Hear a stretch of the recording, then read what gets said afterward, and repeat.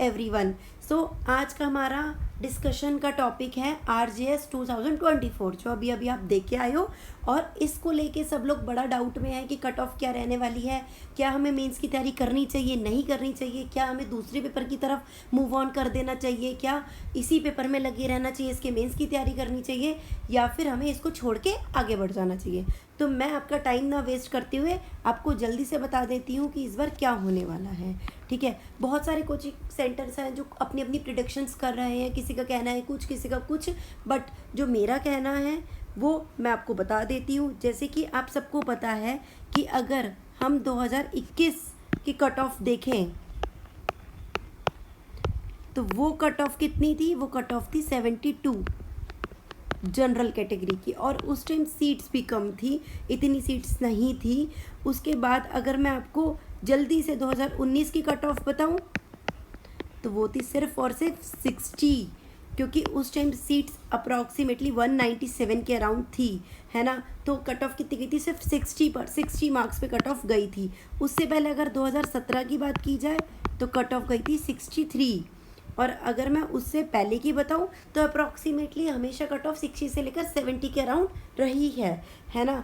तो अगर मैं इन तीनों का कंपैरिजन करूं तो इन तीनों के मुकाबले जो 2021 का, ये जो 2024 का जो एग्ज़ाम हुआ है ना, 2021 की जो कट ऑफ हाई गई थी वो इसलिए गई थी क्योंकि कहीं ना कहीं कोरोना पीरियड ओवर हुआ था, बहुत लोग तैयारी में थे और कहीं ना कहीं वैकेंसीज कम थी।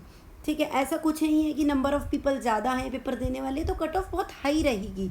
ये हमारी गलत फहमी है और हमने अपने दिमागों में ऐसा बना दिया है इतनी पीछे कुछ एग्ज़ाम्स को देख देख के कि हर एग्ज़ाम की कट ऑफ हाई रहने वाली है, बट ऐसा कुछ भी ज़रूरी नहीं है। हर एग्ज़ाम का पैटर्न अलग होता है और हर स्टेट की कट ऑफ अलग होती है।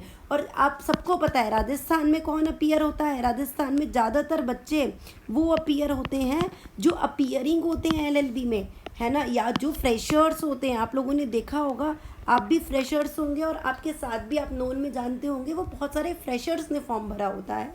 और आप देख सकते हो बहुत सारे ऐसे होते हैं जो LLB जिनकी पास आउट भी नहीं होती है, ठीक है, जिनकी LLB हम कह सकते हैं अभी वो लास्ट सेमेस्टर में, लास्ट ईयर में वो भी राजस्थान फील कर देते हैं। तो हम ये बोल सकते हैं कि बहुत सारी भीड़ आपको देखने को मिलेगी, लेकिन as you know paper easy नहीं था। ईजी कह सकते हैं लेकिन टाइमिंग इशू था, बहुत लोगों के क्वेश्चंस रह गए थे और वो एग्ज़ाम का प्रेशर जो आपके ऊपर होता है उस 2 घंटे, उसको देखते हुए पेपर मॉडरेट था। ठीक है, अगर आपके पास टाइम ज़्यादा होता तो हम कह सकते थे कि पेपर मॉडरेट नहीं था, इजी था, बट टाइम को देखते हुए पेपर मॉडरेट से डिफ़िकल्ट की तरफ जा रहा है, कुछ लोगों ने ऐसा बताया है। और आप लोगों को ज़्यादा वेट नहीं कराते हुए मेरे अकॉर्डिंग जो कट ऑफ जाएगी इस बार वो जाएगी 63 to 67। तो जो भी लोग 63 के ऊपर हैं, है ना, 65 के ऊपर है, 63 के ऊपर हैं, बेसिकली उन लोगों को मेंस की तैयारी शुरू कर देनी चाहिए। जितने भी लोग ये बोल रहे हैं कि 70 अबव जाएगी, 75 अबव जाएगी, तो आप ये तो देखो कि कितने नंबर ऑफ़ स्टूडेंट्स लेने हैं उन्हें। 220 सीट्स हैं, इसका 15 टाइम उन लोगों को लेना है, तो अप्रॉक्सीमेटली 3500 के आसपास हो जाता है ना। तो इतने बच्चों को उन्हें लेना है, और अगर आपके नोन में हैं जिनके 80 आ रहे हैं, 85 आ रहे हैं और 70 अबव आ रहे हैं, तो सिर्फ वो 100, 200, 300 बच्चे ही नहीं हैं जिनके साथ 70 से अबव आ रहे हैं, 80 से अबव आ रहे हैं, 90 से अबव आ रहे हैं। इनको कितने बच्चे लेने हैं, 3500 के आसपास बच्चे लेने हैं। और 100, 200, 500 बच्चों के अगर 70 अबव आ रहे हैं, 75 अबव आ रहे हैं, 80 अबव आ रहे हैं, तो इसका मतलब ये नहीं है कि कट ऑफ 70 अबव चली जाएगी या 75 अबव चली जाएगी। और जैसा कि राजस्थान का ट्रेंड देखा गया है, इजी पेपर्स में 72 गई है और नॉर्मल पेपर में 60, 62, 65 ऐसे भी गई है। तो ये पेपर तो अपने आप में वैसे ही थोड़ा टफ था, और आप मत डरिए कि बहुत बड़ी भीड़ बैठी थी आपके साथ में, बहुत सारे बच्चे थे, है ना, सबसे ज़्यादा फॉर्म भरे हुए, इससे कोई फ़र्क नहीं पड़ता। आपने अपनी तैयारी अच्छी की है, आपकी अगर 63 से लेकर 67 के बीच में आ रहे हैं तो आपको मेंस की तैयारी कर लेनी चाहिए। और मेंस की तैयारी करने के लिए फ़िलहाल आप अपनी तैयारी कीजिए, ऐसे पढ़िए, हिंदी का ऐसे पढ़िए, इंग्लिश का ऐसे पढ़िए। फ़िलहाल के लिए कोई कोचिंग वगैरह ज्वाइन करना है तो कर सकते हो, बट जब तक रिज़ल्ट नहीं आ जाता मत करिए कोचिंग सेंटर ज्वाइन। हो सकता है कहीं आपके 63 बन रहे हो, कट ऑफ 65 आए तो आप रह जाओ। तो इस चक्कर में अगर आप चाहते हो ज्वाइन करना तो वेल एंड गुड, क्योंकि कभी भी किसी पेपर की तैयारी खराब नहीं जाती, आपको पता है। अगर आप मेंस की तैयारी करोगे, इस मेंस में नहीं तो नेक्स्ट मेंस में काम आएगी, है ना। ये तो है नहीं कि ये ज़िंदगी का लास्ट एग्ज़ाम था, है ना। अभी तो बहुत बहुत आगे तक जाना है आप लोगों को। और दूसरी बात, जिन लोगों के थोड़े कम मार्क्स रह गए हैं, है ना, वो डीमोटिवेट बिल्कुल ना होइए। बहुत लोगों के मेरे पास मैसेज आए हैं कि मैम हम लोग अब इस तैयारी को छोड़ना चाह रहे हैं, हम जुडिशरी को छोड़ना चाह रहे हैं, हमारे घर वालों का भरोसा हमसे उठ गया है ना, कि भाई हम लोगों से नहीं हो पा रहा है, हम लोग थक गए हैं, ये राजस्थान ने हमारा भरोसा तोड़ दिया है। तो नहीं, ऐसा नहीं करना है, आप लोगों को मजबूत रहना है। जुडिशरी का मतलब ये नहीं है कि आपने 2 4 6 अटैम्प्ट दिए और आपका हो जाएगा, नहीं। ये एक लंबी जंग है, और जो इस जंग में लगा रहेगा, जो कंटिन्यू मेहनत करता रहेगा, उसे एक ना एक दिन सफलता ज़रूर मिलेगी, है ना। जैसे कि कहते हैं कि लहरों के साथ तो लाशें भी तैरती हैं, लहरों के साथ तो लाशें भी तैरती हैं। असली असली असली जो लोग हैं वो तो लहरों के अपोजिट तैरते हैं, है ना।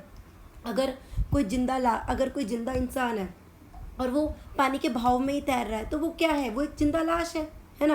क्योंकि लहरों के साथ तो लाशें भी तैर देंगी, आप वहाँ पे लाश को रख दो, वो भी लहरों के साथ तैरेगी।